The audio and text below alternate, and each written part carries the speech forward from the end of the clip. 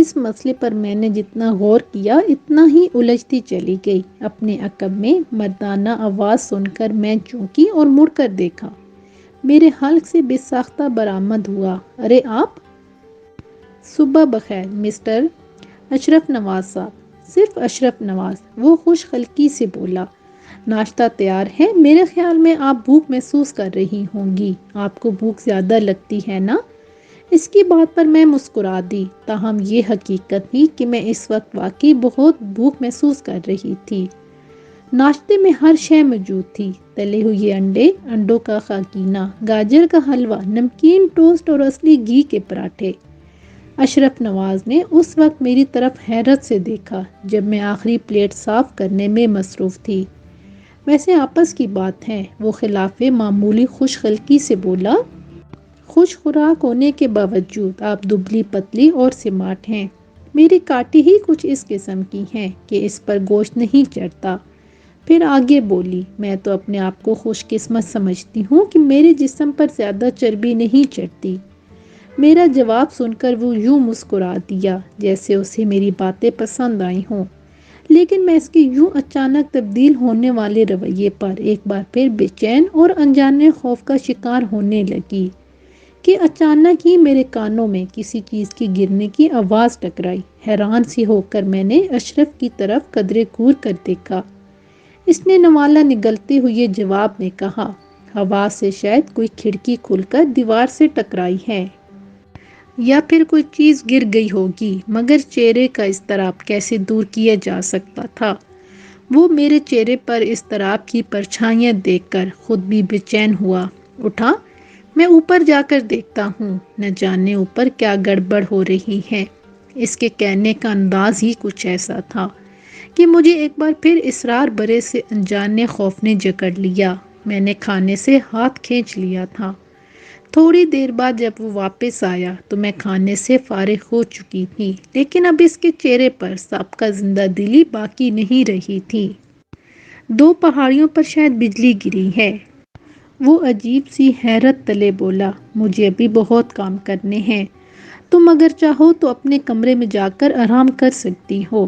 اپنی مدد آپ کی بنیاد پر جس چیز کی ضرورت ہو تم وہ حاصل کر سکتی ہو، یا پھر ایسا کرو کہ گراؤنڈ فلور پر ہی کوئی کتاب پڑھتی رہو۔ میں نے محسوس کیا کہ وہ مجھے گراؤنڈ فلور تک ہی محدود رہنے پر زور دے رہا تھا، شاید وہ نہیں چاہتا تھا کہ میں اوپر جاؤں۔ فون ٹھیک ہو گیا ہے؟ سگنل کا ایشو جوں کا توں ہے، میں نے اپنے سیل فون سے کھیلتے ہوئے کہا۔ فون نہیں ٹھیک ہوا، اس نے کہا۔ مجھے لگا وہ صاف جھوٹ بول رہا ہے۔ مجھے یقین تھا کہ وہ ایکٹنگ کر رہا ہے۔ وہ مجھے لائبریری میں بٹھا کر غائب ہو گیا۔ ناچار میں شیلف کی جانب بڑھی، وہاں جین آسٹن کا ایک ناول رکھا ہوا تھا تو میں وہ نکال کر پڑھنے لگی۔ ایک ہی نشست میں نے کئی صفحے پڑھ ڈالے۔ کتاب پڑھتے پڑھتے میرا ذہن اشرف نواز کی نجی زندگی کی طرف بہکنے لگا۔ حالانکہ ناول بہت ہی دلچسپ تھا، لیکن اس وقت میں جس صورتحال سے دوچار تھی وہ ناول سے کہیں زیادہ قابل غور تھا۔ جب میں رہائشی کمرے میں داخل ہوئی تو آتش دان میں انگارے پہلے سے زیادہ شدت سے دہک رہے تھے۔ میرا دل اس ویران مکان سے گھبرا سا گیا تھا۔ کبھی طبیعت چاہتی کہ جین آسٹن کی کتاب پوری کر ڈالوں، لیکن پھر دوسرا خیال آ کر پہلے خیال کی تردید کر دیتا کہ اس گھر سے جتنی جلدی ممکن ہو چھٹکارا حاصل کر لینا چاہیے۔ میں نے دوبارہ کتاب ہاتھ میں لی اور جہاں سے ختم کی تھی دوبارہ وہیں سے پڑھنی شروع کر دی۔ میں نے آدھی کتاب ختم کر لی۔ کتاب کو دوبارہ شیلف میں رکھ کر میں ہال میں چلی گئی۔ ہال سے ملحقہ کمرے سے کسی کے بولنے کی آوازیں آتی سنائی دیں تو میں چونک پڑی۔ ابھی میں سن گن لینے کی کوشش میں تھی کہ اچانک ہی عقب سے کسی نے میرے شانے پر ہولے سے ہاتھ رکھ دیا۔ شانے پر کسی انجانے ہاتھ کا لمس محسوس کر کے ابھی میں چلانے ہی والی تھی کہ میری نظر کے سامنے اشرف کا خشونت بھرا چہرہ ابھرا۔ میں نے محسوس کیا کہ کمرے کے اندر سے بولنے کی آوازیں آنی بند ہو گئی تھیں۔ میں ہنوز سمجھ نہیں پائی تھی کہ آواز کا آہنگ کس کا تھا، یعنی مرد یا عورت کا۔ محترمہ مریم، آپ یہاں کیا کر رہی ہیں؟ اس نے سرد میری سے پوچھا۔ کیا کر رہی ہوں؟ بے اختیار میں نے اس کا سوال دہرایا۔ میری انگوٹھی گم ہو گئی ہے۔ میں وہ ڈھونڈ رہی تھی۔ مجھے انگوٹھی گم ہونے کا بہانہ کرنا پڑا۔ انگوٹھی کس کی تھی؟ کس قسم کی تھی؟ تھی ایک انگوٹھی جو میرے پاپا نے مجھے تحفتاً دی تھی، میں نے جواب میں کہا اور اوپر جانے والے زینے چڑھتی چلی گئی۔ بیڈ روم میں داخل ہونے کے بعد میں نے اندر سے دروازہ مقفل کر دیا اور بستر پر بیٹھ کر گزشتہ حالات پر غور کرنے لگی۔ اس ویران گھر میں پیش آنے والے پے در پے واقعات نے میرے وجود کو ہلا کر رکھ دیا تھا۔ کمرے سے ابھرنے والی آوازوں نے میرے رہے سہے حوصلوں کو پست کر ڈالا تھا۔ مجھے اس مکان کی ہر شے سے وحشت ہونے لگی تھی۔ اشرف نواز کی گفتگو یاد آ رہی تھی۔ مہمان نوازی کا یہ مطلب تو نہیں تھا کہ وہ مجھے سر تپا خوف زدہ ہی کرتا رہے، لیکن کیا واقعی وہ مجھے ہراساں کر رہا تھا؟ میں نے خود سے سوال کیا تو اس کا جواب مجھے نفی میں ملا۔ یوں ہی سوچتے کپ کپاتے مجھے نیند نے آ لیا۔ نیند کا غلبہ جب اعصاب پر چھایا تو تمام خطرات خود بخود ختم ہو گئے اور میں سو گئی۔ جب میں ایک طویل نیند سے بیدار ہوئی تو بے ساختہ میری طبیعت چاہی کہ میں دوڑتی ہوئی حال میں چلی جاؤں، لیکن پھر سوچا کہ اشرف کو اپنی طرف سے مشکوک کر کے مجھے بھلا حاصل کیا ہوگا۔ لیکن مجھے ایک شے پریشان کر رہی تھی کہ اشرف نے مجھ سے جھوٹ کیوں بولا تھا کہ اس کے سوا کوئی بھی اس مکان میں نہیں رہتا تھا۔ میں تجسس کے ہاتھ مجبور تھی اور بالآخر میں نے بڑھ کر اس کمرے کا دروازہ کھول دیا۔ سامنے ایک عمر رسیدہ خاتون کھڑی مجھے گھور رہی تھی۔ اس بھوت گھر میں کسی معمر خاتون کو دیکھ کر مجھے سخت تعجب ہوا۔ میرا خوف جاتا رہا۔ حیرت ہی کچھ ایسی تھی۔ میں اس خاتون کی طرف ٹکٹکی باندھے دیکھتی رہی۔ جب میں نے خاتون کو نظر بھر کے دیکھا تو اس کا چہرہ کچھ شناسا لگا۔ تبھی غور کرنے کے پر عقدہ کھلا اور مجھ جیسے اپنی آنکھوں پر یقین نہیں آیا۔ اس کی صورت ماضی ایک معروف ٹی وی اداکارہ حمیرہ بانو سے ملتی جلتی تھی، بلکہ ملتی کیا، یہ وہی تھی۔ تو کیا اشرف نواز ایک معروف آرٹسٹ کا بیٹا تھا؟ میں نے متحیر انداز میں خود سے کہا۔ اس کے چہرے پر اضطراب کی لکیریں بکھری ہوئی تھیں۔ وہ کچھ کہے بغیر اپنی جگہ سے مڑی، اور وہ جب مڑی تو مجھے اچھی طرح یاد آ گیا کہ وہ کون ہو سکتی تھی۔ محترمہ، آپ کہیں موصوف کی والدہ محترمہ تو نہیں ہیں؟ بالآخر میں نے کہہ ہی ڈالا۔ وہ رک کر میری جانب تکنے لگی، پھر عجیب سے لہجے میں بولی، لڑکی، تم یہ کیا کہنا چاہتی ہو کہ میں اشرف کی والدہ کی روح ہوں؟ اس کے لہجے میں تلخی تھی، بالکل اشرف کے جیسی، جو اچانک ہی لہجے، آواز اور باتوں میں اونت کر آتی تھی۔ میں بھی اب دل اپنا مضبوط کر چکی تھی۔ وہ آگے بولی، میں نے اپنی زندگی کو ایک حصار ذات میں مدغم کر رکھا ہے، دنیا والوں سے کنارہ کشی کر کے میں اس ویرانے میں محدود ہو چکی ہوں۔ آپ ایسا تصور کیوں کیے ہوئے ہیں؟ آپ پر دوسروں کا بھی حق ہے، میں نے لہجے میں دکھ سموتے ہوئے کہا۔ پھر اس کی دلجوئی کے لیے آگے بولی، آپ کے ڈرامے لازوال اداکاری سے ملک کے لاکھوں دکھی لوگ متاثر ہیں۔ آپ کم از کم اپنے لوگوں کو تو مایوس نہ کریں جو آپ کو چاہتے ہیں۔ تم نے مجھے سمجھنے میں غلطی کی ہے لڑکی۔ اس کے لہجے میں طنز کا نشتر پوشیدہ تھا۔ تم ہی بتاؤ بیٹی کہ حمیرہ بانو کو اب کون یاد کرتا ہوگا؟ لوگ چڑھتے سورج کی پوجا کرتے ہیں۔ میری زندگی اب اس سورج کی مانند ہے جو نشیبی علاقے میں جھک رہا ہو۔ مجھ میں اب جوانی کی شگفتگی باقی نہیں رہی۔ چہرہ جھریوں سے بھرا ہوا ہے۔ غور سے دیکھو، بوڑھی ہو چکی ہوں میں۔ آپ کا خیال غلط ہے، میں نے ٹھوس لہجے میں کہا۔ فنکار کبھی بوڑھا نہیں ہوتا، میں گرم جوشی جوش تلے کہتی چلی گئی اور کہتی رہی۔ میری مثال آپ کے سامنے ہے۔ آپ کو دیکھ کر میری روح مضطرب ہو گئی۔ میں آپ کے وہ روپ یاد کر کے خوش ہو رہی ہوں جو آپ نے ٹی وی کے پرانے لازوال ڈراموں میں اپنے فن کے دکھائے۔ میں اس کی جھوٹی تعریف نہیں کر رہی تھی۔ اس کی ٹی وی ڈراموں اور سیریلز میں وہ اپنے حسن کی ایک لازوال جھلک لیے۔ جب پردہ سمی پر ابھرتی تو دیکھنے والوں کے سینے پر سانپ لوٹنے لگتے۔ اس کے چہرے پر ابھرنے والے لازوال تاثرات سے حقیقت کا گمان ہوتا تھا۔ وہ بددستور میری طرف گور کر دیکھنے لگی۔ اس کی آنکھوں میں بے اعتمادی جھانک رہی تھی، لیکن جلد ہی ان آنکھوں میں آنسو تیرنے لگے۔ شاید وہ میری باتوں سے کچھ زیادہ ہی متاثر ہو گئی تھی۔ دفتن قدموں کی آہٹ سن کر میں نے اپنے طرف کا جائزہ لیا۔ اشرف نواز لمبے لمبے قدم اٹھاتا ہوا ہماری طرف آ رہا تھا۔ اس نے عمر رسیدہ خاتون کے شانے پر اپنے ہاتھ رکھتے ہوئے کہا، آپ کو کمرے میں ہی رہنا چاہیے تھا، آپ ناحق ادھر آ گئیں۔ دادی ماں، مجھے آپ کی آنکھوں میں آنسو دیکھ کر بہت دکھ ہوتا ہے۔ اب میں رات بھر نہیں سو سکوں گا، چلیں۔ یعنی وہ خاتون اشرف نواز کی دادی تھیں۔ میں ہونٹ بھینچ لیے۔ جب اس کے جانے کے بعد کمرے کا دروازہ دھڑام سے بند ہوا تو وہ تیزی سے چلتا ہوا میرے قریب آیا اور برہم ہو کر بولا، دادی ماں کے بارے میں ایک لفظ بھی مت لکھنا۔ میں تمہارے دوست رپورٹر زویار کو اچھی طرح جانتا ہوں۔ لکھنے سے تمہارا کیا مطلب ہے؟ میں نے پوچھا۔ دادی اماں میں دلچسپی لینی ترک کر دو، ان کی تنہائی میں مخل ہونے کی کوشش مت کرو۔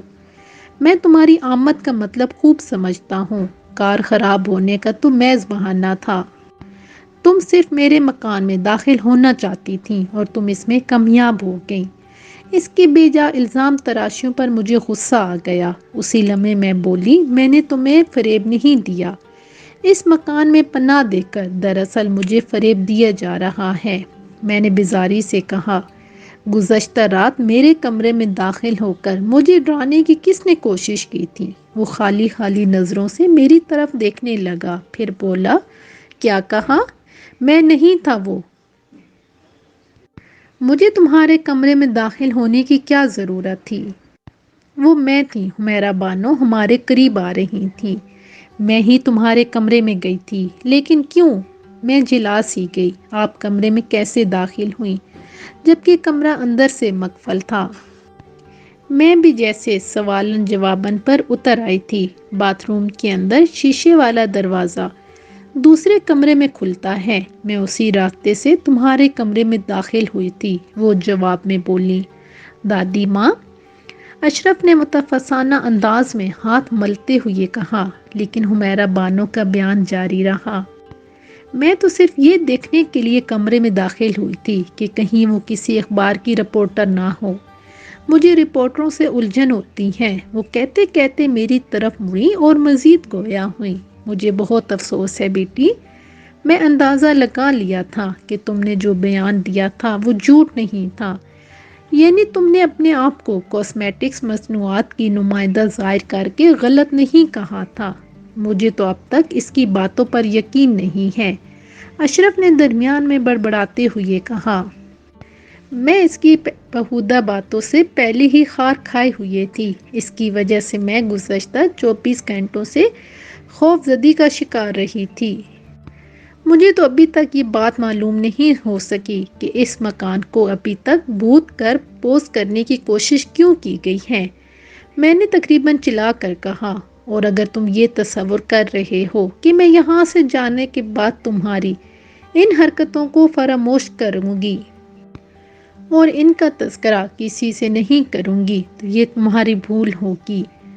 میرے چیخنے چلانے سے حمیرہ بانو اچانک ہی کھل کھلا کر ہنس دیں، پھر اپنے پوتے سے مخاطب ہوئی، معلوم ہوتا ہے تم نے اپنے مہمان کو کچھ زیادہ ہی پریشان کیا ہے۔ اشرف، میرا مشورہ ہے کہ اب تم صحیح صورتحال سے لڑکی کو آگاہ کر دو اور اپنے سخت رویے کی معافی بھی مانگو۔ اشرف اور میں نے ایک دوسرے کی طرف عجیب سے انداز میں دیکھا تھا، تبھی وہ اس بات میں سر ہلا کر بولا، جی دادی ماں، اور ہاں مس مریم، تم بھی بعد میں اپنے میزبان سے معافی مانگ لو تو گھاٹے میں نہیں رہو گی۔ حمیرہ بانو نے میری طرف شفقت بھری نگاہوں سے دیکھتے ہوئے کہا، اس سے قبل کہ میں اس کی بات کا کچھ جواب دیتی وہ جا چکی تھی۔ حال میں جانے کے لیے سیڑھیاں اترتے ہوئے میں نے اشرف کو یاد دہانی کرائی، فون ٹھیک ہو گیا ہے، مجھے پنڈی بات کرنی ہے۔ ڈیلی سویرا کے نمائندہ خصوصی زاویار سے، میں دیکھتا ہوں شاید لائن مل جائے۔ تم جب تک اپنا سیل فون بھی آزما لو۔ وہ بند ہو گیا ہے، میں نے جواب میں کہا، برف باری اور نمی کے سبب۔ لیکن تمہارے پاس تو سیل فون ہوگا ہی۔ اس نے کوئی جواب نہیں دیا۔ تھوڑی دیر بعد ہی وہ لینڈ لائن پر میرا مطلوبہ نمبر ملا چکا تھا۔ دیکھو شاید لائن مل جائے۔ مجھے اس کے گو مگو والے انداز میں پھر سے کھٹک ہوئی۔ میں نے ریسیور اس کے ہاتھ سے لے کر اپنے کان سے لگا لیا۔ وہ کمرے سے نکل چکا تھا۔ زاویار، میں نے دوسری جانب سے اس کی شناسا آواز پہچان لی تھی۔ تمہاری آواز سن کر مجھے دلی خوشی ہوئی ہے۔ مریم، تمہاری طبیعت تو ٹھیک ہے نا؟ اس نے بجھے لہجے میں دریافت کیا۔ واپسی پر میں تمہیں ہر بات بتاؤں گی، لیکن ڈیئر زاویار، مجھے افسوس ہے کہ میری غیر موجودگی سے تمہارا تمام تفریح غارت ہو گئی۔ تفریح بھی کہیں غارت ہوئی ہے؟ تمہاری یہ لینڈ لائن کال بتا رہی ہے کہ تفریح غارت ہونے کے لیے ہوتی ہی کم ہے۔ اب دیکھو نا، تم نے اپنی تفریح کا بہانہ ایک سہانے برفانی ماحول میں گزار دیا۔ تم سمجھی تھی کہ میں تمہارا انتظار میں پنڈی میں بیٹھا سر دن رہا ہوں گا۔ ہرگز نہیں مس مریم، میں ارم کے ساتھ ڈنر پر چلا گیا تھا۔ تم وہاں انجوائے کرو۔ بائے۔ زاویار نے فون منقطع کر دیا۔ مجھے اس نے مزید بولنے کا موقع ہی نہ دیا تھا۔ ادھر میں نے جیسے ہی ریسیور رکھا، اشرف اندر داخل ہوا۔ کوئی نئی پرابلم؟ مقدر کی خرابی، وقت کا ضیاع، میں نے بناتے لہجے میں کہا۔ تم شاید مجھے اخباری نمائندہ تصور کر رہے تھے اور مجھے احساس دلانے کی کوشش کر رہے تھے کہ حمیرہ بانو یہاں موجود نہیں ہے۔ لیکن ایک بات میں ابھی تک نہیں سمجھ سکی، تم نے میرا فون درمیان میں کیوں کاٹ دیا تھا؟ اور تم نے یہ کیوں کہا کہ میری کار خراب نہیں ہوئی تھی؟ تمہارا خیال تھا میں دروغ گوئی سے کام لے رہا تھا۔ وہ مسکراتے ہوئے بولا، میں تم سے نجات حاصل کرنے کی کوشش کر رہا تھا، لیکن اب نہیں۔ تم وہ نہیں ہو جو میں سمجھا تھا۔ اب تم پنڈی نہ ہی جاؤ تو اچھا ہے۔ اس کی گفتگو سے میرے رخساروں پر ہلکی سی سرخی دوڑ گئی۔ میں سمجھ گئی کہ وہ کیا کہنا چاہ رہا تھا۔ تبھی اچانک میں نے اس کی آنکھوں میں شناسائی کی نئی جھلک دیکھی۔ مجھے یوں احساس ہو رہا تھا جیسے اس کی آنکھیں تبدیل کر دی گئی ہوں۔ وہ زاویار سے کس قدر مختلف تھا۔ کچھ سوچ کر میں نے کھڑکی سے باہر جھانک کر دیکھا تو میری نظر ہر طرف بکھرے ہوئے برف کے تودوں پر پڑی، جنہوں نے باہر کی ہر شے کو سفید پوش بنا دیا تھا۔ اشرف اتنا خود غرض نہیں تھا۔ اس نے اپنی دادی کی خاطر ایک دور افتادہ مکان میں رہنا گوارا کیا۔ انہیں ہر قسم کی پبلسٹی سے بچانے کے لیے اسے متعدد دشواریوں کا سامنا کرنا پڑا۔ تم نے اپنی دادی کی تمام باتوں کو صیغہ راز میں کیوں رکھا؟ میں نے پوچھا تو وہ جواب میں بولا، وہ چاہتی ہیں کہ لوگ ان کی غیر حاضری سے یہ تصور کرنے لگیں کہ حمیرہ بانو مر چکی ہیں۔ وہ چاہتی ہیں کہ لوگ ان کے بارے میں تجسس میں ڈوبے رہیں۔ وہ گزشتہ 20 سال سے اس مکان میں رہ رہی ہیں۔ 20 سال؟ میرے لہجے میں حیرت تھی۔ میں نے اس کی بات دہرائی اور پوچھا، انہوں نے ایسا کیوں کیا؟ اس نے قریب دیوار پر آویزہ حمیرہ بانو کے پورٹریٹ کی طرف ایک اچٹتی سی نظر ڈالتے ہوئے کہا، شادی کے بعد انہوں نے ایکٹنگ کے پیشے کو بالکل ہی خیر آباد کہہ کر زندگی کا تمام بوجھ اپنے شوہر کے شانوں پر ڈال دیا، مگر شادی کرنے کے بعد ان کی دل شکنی کی گئی۔ ان کے شوہر نے انہیں اس لیے طلاق دے دی کہ ان کا چہرہ زیادہ پرکشش نہیں رہا تھا۔ شوہر کی زبانی اپنے لیے توہین آمیز کلمات سن کر انہیں دل کا دورہ پڑا جس سے وہ بمشکل سنبھل سکیں، لیکن اس کے بعد ان کے دماغ میں ایک ہی بات نے جڑ پکڑ لی کہ اب وہ اس لائق نہیں رہیں کہ کوئی انہیں پسندیدگی کی نگاہ سے دیکھ سکے۔ چنانچہ وہ علیحدگی پسندانہ ذہنیت کا شکار ہو کر اس ویرانے میں آ گئی۔ غلط خیال ہے ان کا جس کے پیچھے انہوں نے اپنا کیریئر تباہ کر ڈالا۔ میں نے تبصرہ کیا اور آگے بولی، وہ ابھی بھی خوبصورت ہیں، ان کے خد و خال جاذب نظر ہیں۔ اس ضمن میں بھی تمہارا ہم خیال ہوں۔ وہ ایک ہمکاری لے کر بولا، اب اس کی بدقسمتی ہی تصور کر لیں کہ طلاق کے بعد دادا جان کا انتقال ہو گیا ہے۔ وہ کار کے ایک حادثے میں جاں بحق ہو گئے۔ مرنے سے قبل دادا جان کو اپنے کیے پر شرمندگی تھی۔ دادا جان کے انتقال کے بعد دادی نے اس مکان کی چار دیواری میں خود کو محصور کر لیا۔ وہ اپنے اہل خانہ کے علاوہ کسی سے نہیں ملتی۔ یہ کہتے ہوئے اس کی آنکھوں میں سارے جہاں کی بے بسی نظر آ رہی تھی۔ اب میں ان کے خاندان کا اثاثہ بن کر اس ویرانے میں پڑا ہوں، ان کی خدمت کر رہا ہوں۔ گویا یوں دادا جان کی غلطی کا کفارہ مجھے ادا کرنا پڑ رہا ہے۔ وہ کسی رپورٹر سے نہیں ملتی، اپنی تنہائی میں کسی کو بھی مخل ہونے کی اجازت نہیں دیتی۔ میں تم سے یہ وعدہ کرتی ہوں کہ میں تمہاری دادی کے متعلق کسی سے کوئی بات نہیں کروں گی۔ میں نے ان کی تصویر پر نگاہ ڈالتے ہوئے کہا اور آگے بولی، حالانکہ یہ بات نہایت افسوسناک ہے کہ اتنی معروف شخصیت کسی راہبہ کی طرح اپنی ذات میں محصور ہو کر اپنی شہرت کو کسی مکان کے اندر محصور کر دے۔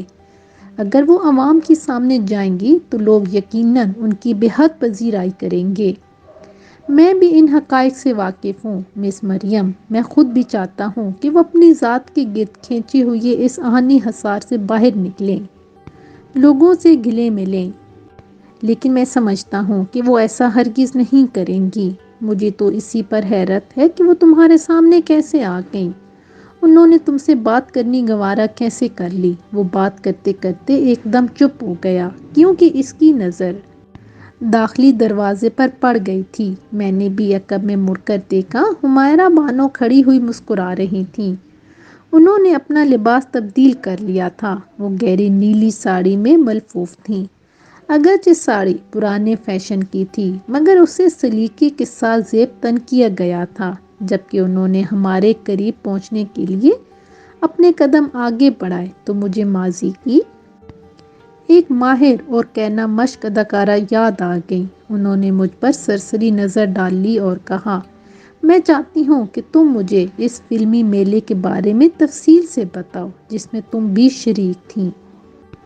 تب ہی میں اپنے شوہر کے بارے میں تمہیں بتاؤں گی۔ حالانکہ وہ ایک سادہ لوح آدمی تھا مگر آخر میں وہ بہت چڑچڑا ہو گیا تھا۔ میں نے اشرف کی طرف حیرت سے دیکھا جس کی آنکھوں میں شکر گزاری کے آنسو جھلملا رہے تھے، جیسے کہہ رہا ہو کہ مریم تم نے ناممکن کو ممکنات میں تبدیل کر کے اس کا دل جیت لیا ہے۔ اب بہرحال وہ اپنی سابقہ زندگی کو گلے لگا رہی تھیں جیسے وہ تقریباً 40 سال قبل ترک کر چکی تھیں۔ میں نے حمیرہ بانو کو بتایا کہ آج کل نیٹ اور الیکٹرانک میڈیا کے دور میں یوٹیوب پر نئی نسل ان کی ایکٹنگ کو اس قدر اچھی نظروں سے دیکھتی ہے، جس کے جواب میں ان کے حلق سے ایک چھت شگاف کہکہ بلند ہو گیا۔ انہوں نے کسی ماہر فلم اداکارہ کی طرح سابقہ پوز دینے شروع کر دیے، جیسے یہ ظاہر کرنے کی کوشش کر رہی ہوں کہ ان میں اب بھی اداکارانہ صلاحیتیں موجود تھیں۔ میں اور اشرف مسکرا مسکرا کر ایک دوسرے کو دیکھ بھی رہے تھے۔ اچانک باہر سے جب کسی کار کے سٹارٹ ہونے کی آواز آئی تو سبھی چونک پڑے۔ مریم تم اکثر بیشتر میرے لیے یہاں آتی رہو گی اور مجھ سے باتیں کر کے میری ویران زندگی میں نئی لہر دوڑنے کی کوشش کرو گی، تم آؤ گی نا؟ حمیرہ بانو نے مجھ سے استدعا کی۔ وہ سمجھ چکی تھیں کہ مجھے کوئی لینے کے لیے آ چکا تھا۔ اس دوران ان کی تجربہ کار نگاہیں اشرف کی نظروں کا جائزہ لیتے ہوئے میرے چہرے پر مرکوز ہو گئیں۔ پھر تھوڑی دیر بعد انہوں نے زوردار کہکہ بلند کرتے ہوئے بولیں، لیکن ابھی ابھی مجھے یہ اندازہ ہوا ہے کہ اب میں تم لوگوں کو ہمہ وقت دیکھتی رہوں گی۔ میرا درینہ تجربہ یہی کہتا ہے۔ ویسے تم لوگوں نے کیا سوچ رکھا ہے؟ مجھے جلدی بتا دو، دیر کرنے سے ملاقات بگڑ جانے کا اندیشہ ہے۔ میں نے اشرف پر نگاہ ڈالی اور اس کی نمناک آنکھوں کو غور سے دیکھا تو ان میں اقرار و وفاداری مضمر تھی جس پر اس نے ہٹ دھرمی کی دبیس چادر تان رکھی تھی۔ وہ دراصل اندر سے اتنا ٹوٹ پھوٹ چکا تھا کہ اس کا شیشہ دل ٹوٹ کر چور ہو چکا تھا۔ میں نے محسوس کیا کہ ہمارا مستقبل کچھ بھی ہو، لیکن اشرف میری ویران زندگی میں دبے پاؤں داخل ہو چکا تھا، اور میں نے تہیہ کر لیا کہ میں اس کو اپنے من کے خانے صنم میں جگہ دے کر اس کی پرستش کرتی رہوں گی۔ میں دیکھتا ہوں، مجھے سوچ میں مستغرق دیکھ کر اشرف نے کہا۔ سنو، میں نے کہا۔ وہ دروازے کی طرف جاتا ہوا رک گیا۔ دادی پوتا مستفسرانہ نظروں سے میرا چہرہ تکنے لگے۔ وہ کچھ ایسا سننے کی توقع شدت سے رکھے ہوئے تھے کہ جس سے ان دونوں کی درماندہ حیات میں بہار آ جائے، اور یوں میں نے اشرف سے کہہ دیا، اگر باہر کوئی بھی مجھے لینے کے لیے آیا ہو تو اسے بتا دینا کہ میں اب کہیں نہیں جانا چاہتی ہوں۔ میرا بانوں کے قریب بیٹھ گئی۔ ان کی آنکھیں ڈبڈبا گئیں۔ انہوں نے میرے سر پر ممتا بھرے انداز میں ہاتھ پھیرنا شروع کر دیا۔ اور اشرف، اس کے چہرے سے بچوں جیسی مسرتیں پھوٹی پڑ رہی تھیں۔